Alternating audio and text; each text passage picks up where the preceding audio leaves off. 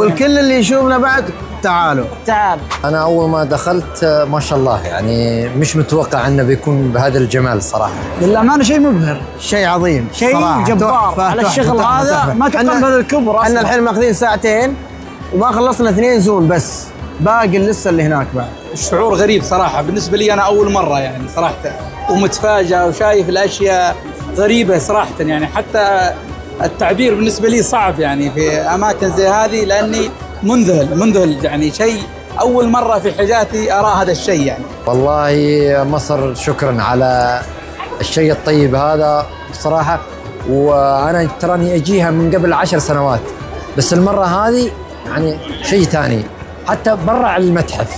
أفكر لو جيت السعودية أني على طول أجيب أهلي وأطفالي وأقاربي وأذهب إلى مصر مرة أخرى صراحة. قاعد أقول له يعني إن شلون الأشياء هذه جابوها من أماكنها نفسها، وين لقوها؟ كيف طريقة النقل جابوها هنا وحطوا زي رمسيس يعني نفسه مرة كبير. اي وحاجة يعني بيرفكت مرة، يعني شلون تجي بنفس ما كانت قبل هي الحين موجودة يعني. مصر تحيا مصر. تحيا مصر. لو في كلمة توصف بنقولها بس ما في.